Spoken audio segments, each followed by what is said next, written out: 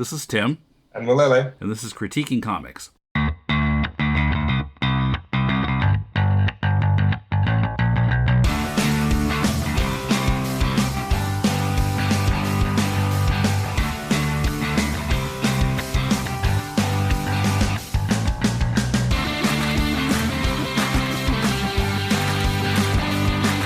Welcome to Critiquing Comics. This is Tim with Mulele in Tokyo on Skype, and we got two volumes of this comic. We only read the first one, which is a total of 114 pages with some character sketches and stuff in the back. This is called Pariah, Missouri, and it's written by Andres Salazar and art by Jose Luis Pescador. And it takes place in this fictional town in Missouri called Pariah, and it's in 1857. So, it's very much pioneer cowboy type of setting. And, well, the or sort of the tagline on the back cover is Deadwood meets Buffy. Which, there have been, just looking at comics, I can think of right off the bat two other kind of westerns with magic in them that have come out in recent years. The one, I forgot what it was. We had it on the podcast once before. The other one, of course, is The Sixth Gun. And so, it's not something that's never been done before. But I really liked the art, and the story, I think, is not bad. I don't know. What did you think? I thought the art was incredibly good. I really liked the expressiveness of a lot of the characters, and a lot of the details. Mm-hmm. Yeah, it's very detailed. Were really interesting. He really had a sense of design, of character design, and I felt in the build-up really gave the feeling of a town that was a community.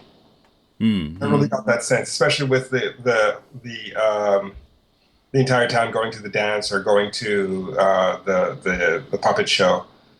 The way the town moved around the docks, just the way the characters interwove. Are across each other's paths constantly. Mm-hmm. I really liked all of that stuff. And to be honest, I looked at the title, looked at the cover, didn't look at the back cover, and just read through it from start to finish. Had no idea about the supernatural bits or any of that stuff. And as it was building, I thought it was a slow build. But when the guy finally identified himself as being part of the Pinkerton agency, I was interested. Why did that do it for you? Well, it's basically a detective agency, mm-hmm. right? Mm-hmm. And it means that there's a mystery here. Then the sheriff is missing. And so I was kind of expecting more of a murder mystery. Some detective work with some nicely crafted characters, which seemed to be there because of the slow build, where they were just taking their time building the characters and kind of introducing you to each element of the story. It kind of builds like a murder mystery where you meet all the characters on the train, and then you figure one of them is dead and another one of them has killed him. Mm-hmm. So I was kind of waiting for that kind of thing because that's the setup that I saw. And it became like the sheriff didn't run off. He was actually missing and they suspect foul play. And this guy is from Pinkerton. All kind of came within a few pages of each other. So then suddenly I'm on a different book, not just a Western, but a Western with some... with a mystery at the center of it. Mm-hmm. And then they start adding some supernatural elements, but very, very slowly. Yeah. And so all of that stuff was really, really interesting. I really liked all of that stuff, even the supernatural elements, which caught me off guard, but still I liked. Um, the first half of the book is excellent, but But um, second half, or I should say the last third of the book, where they start to pull the team together. And I have to say, I did like the team that they pulled together. It's all the misfits of the town kind of come together to solve the problem. I don't know. Do we want to get into spoilers or?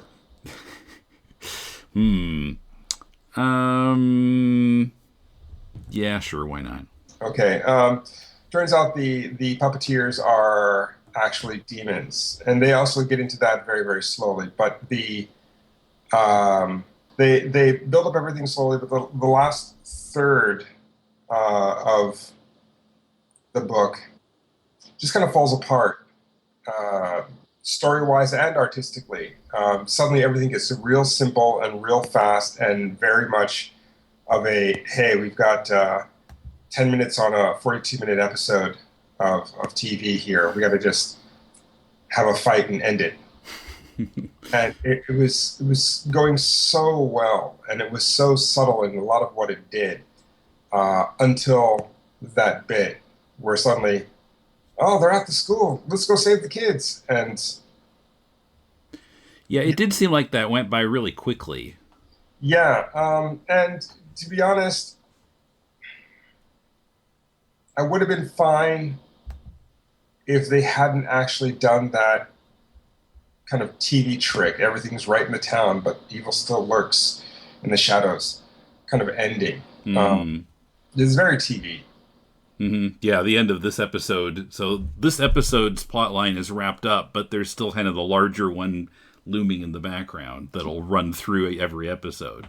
Yeah, and it just kind of cheapened the whole proposition. And so something as thoughtful as what was written in the first half is cheapened, and the final blow kind of comes when you get to the end of the book, and on the back cover it says Deadwood meets Buffy, which the elevator pitch, yes. It's not even elevator pitch. It's a lazy tweet. It just puts it so squarely into this is what you're getting, and it delivers exactly that. And had I known that it was Deadwood meets Buffy, I would have looked at it with a slightly different eye of, well, I'm looking for it to fill certain plot positions and character expectations. Okay, he's the villain. Okay, they're the monster. Okay, he's the vampire slayer. And it would have had a very different expectation. Maybe having that expectation at the end, I wouldn't have felt so cheated by the let's wrap it up in 10 pages ending. Yeah, well, I felt a little disappointed that it seemed like the bit with the demons was kind of done at the end. I thought that was going to carry over into the next one. Well, there's black magic kind of running through the back half, and the black magic continues. And I'm assuming the team also continues. But the idea that the heroes actually missed the larger plot, I thought was interesting. But I don't know. I kind of, yeah. That feels really TV, also, doesn't it? Like at the last scene, that kind of reveal about what's going on behind the scenes, and that's that the heroes apparently don't suspect anything like that. They just knew about the demons. Well, that was the style of Buffy. That was their constant thing. They've got a major villain at every season, and they would have Monster of the Week, but some background stuff to build up towards the final, I guess, 2-part episode of season finale. Season finale where they kill the main bad guy, and then next season, new bad guy. And sometimes it was interesting, and sometimes it was really dumb. Somewhere around season 4, it's like, what the hell is this? But it has that same feeling. And it kind of feels like the writer and the artist got bored towards the end and really just kind of let it go. But before that, it was really interesting, really well done. And there were a couple of scenes towards the end which were also really good. Really, really well drawn. It's mostly the talking scenes, but that fight scene at the end was really rough compared to the rest of it. The rest of it was so good. Yeah, I'm looking at that now. I see what you mean. Yeah, there's like not really any backgrounds, and maybe just a lot of swoosh and whoosh, and okay, something magical happened. But yeah, there were also a couple of times in the story where I felt that it needed a couple of pages to breathe a bit. It was a little too compact. They were chopping bits out of the script without realizing that that was kind of connective tissue between scenes, and it helped the reader kind of get from one scene to the next without any, hey, wait a minute, what? Okay, so now it's like a week later. I had some problems with the timeline. A few places where I wasn't quite sure how much time had passed, even though they were saying, this much time has passed. I didn't quite believe it.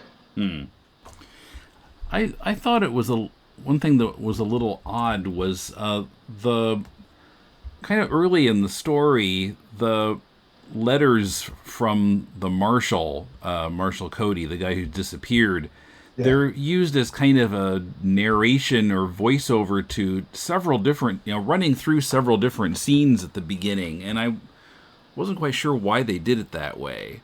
Yeah. And then it just kind of ended, and then suddenly there wasn't that narration anymore. Well, I mean, as a mechanism of the story, using the letter of the dead sheriff to describe what he sees in the town is a really interesting idea. But at that point, you don't really know that he's dead. You know that he left. Or at least I think that's where it was. Well, yeah, it was right after we saw the sign on his window that said, I'll be back in 2 weeks. I had to go for an emergency. And then on the next page, we start getting from the letters of Marshal Cody, March 20th, 1857, blah, blah, blah. Yeah, and so we don't know that the sheriff is dead. We get these letters where he's talking about the town. Nor have we ever met him. That's kind of the awkward thing, too. We don't even know what he looks like.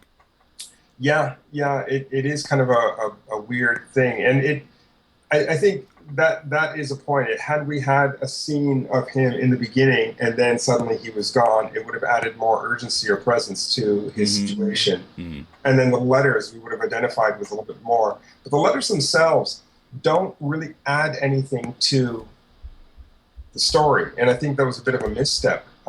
Had they actually offered, like, there's some weird shit going on here, and I'm not sure if I'm gonna make it through this, or something a little bit more pointed towards a mystery, I think it would have helped quite a bit, rather than just describing the town and the characters in it. I mean, he did make them fit together with what was happening in that panel. Yeah. And so in that sense, it was good. It was just sort of strange that it was just that section of the story rather than happening all the way through. Yeah. Like just page 11 to page 30. Yeah. Actually, had it gone all the way through and worked as kind of a double mystery, that the sheriff was working on a mystery, and we're kind of going through his letters while we're kind of reinvestigating what he found. That would have been actually much more interesting. Mm-hmm. But yeah, they don't go that way. Yeah, the art, it looks like it was maybe drawn and inked and then watercolored in a lot of sepia tones, not completely. I mean, some pages have a lot of other color, but kind of it's basically a sepia look on a lot of the pages. Yeah. And Yeah. I wondered, I mean, it looks,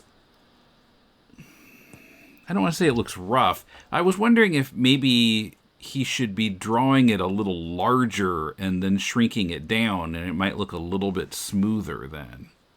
Do you think it was drawn at the size it was printed? That's what it feels like to me. I don't know. What do you think? I hadn't thought of it quite that way. I was just looking at it as the style that it is, Mm-hmm. and the that he colored on the pages that he inked on. Um, Yeah, although, I mean, if he's drawing it the same size, some of those details would be pretty tough. yeah, I think he probably drew it a little bit bigger, but I don't color on the page that I draw, so um, I mean I do that as a way to not fuck up the drawing if I color something badly, or Mm-hmm. even just doing black and white washes. I mean, there are a couple of pages where I'm looking at it, think, oh, you kind of messed up the inks there. You had some problems there, but for the most part, it works correctly. But I mean, he's a painter, right? I mean, it says at the end in his bio that he does painting and illustration and murals and all these things. So Mm-hmm. he has a good sense of what he's doing. He knows how to work the all of the water-based paints over his inks. But there were some places where it seemed a little bit muddy. Um, and so I kind of took it as just the style of the artist rather than um, I don't know, a mistake in his technique. Hmm. Um, and some artists are rough. I'm rough, so I couldn't really say. But I mean, primarily he's working in blue and orange, Mm-hmm. which makes the sepia tone. But yeah, he does add in some other colors every once in a while. Like there's some reds and yellows here and there. Um, but I think the sepia tones were kind of nice for the kind of Western feel. Mm-hmm. Sure. Yeah, but I mean, it was odd at first, but I quickly got used to it, and after a while, it was just the style of the comic, and I liked it. Yeah. Yeah. Hmm. Okay. And I found that they're selling. They've actually got 3 volumes. I think he sent all 3 of them to us, but we didn't have time to read them yet. But he's selling them on their website, decadebrothers.com. So if you're interested in getting a hold of them that way, anyone, electronic or print, they have both types, both media. One thing I do want to add, Hmm. though, is having read the first one, I'm kind of curious to see what the second one is, but if they pull the same trick of, okay, let's wrap up this episode, battle the monster, and we're out, um, I'm done with the series. Because that trope is so played, and Buffy was, what, 15 years ago? Something like that. Yeah. No. I would much rather have a well thought out, taught kind of thing, story that does not hit only my expectations. It should surprise me. And this one surprised me, but in the wrong way. It kind of disappointed. So yeah, I would be curious to look at the second volume. But yeah, if it does what the same trick that this one does, I'm out. Hmm. Okay. All right, and if you'd like us to critique your work, send a PDF or a link to mail@deconstructingcomics.com, and we'll read at least 30 pages of it, and we'll talk about it on this podcast. So, till next time, this is Tim. And Mulele. Thanks for listening to Critiquing Comics.